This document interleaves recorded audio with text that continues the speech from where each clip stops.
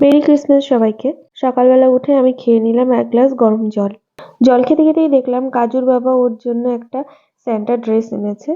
বেশ সুন্দরই ছিল। আর ঠাকুমা দিয়েছে এই স্যান্টা পুতুলটা।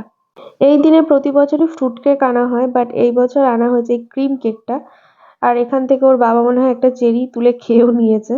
যেহেতু আজকে ক্রিসমাস তাই বাড়িতে বিরিয়ানি রান্না হচ্ছিল।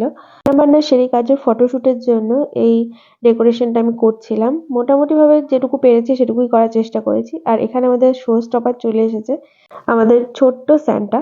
আর এরপর হলো ওর ফটোশুট। এখানে ফটোশুটও করতেই দিচ্ছিল না, মানে সমস্ত ডেকোরেশন ও নিজে হাতে দেখবে।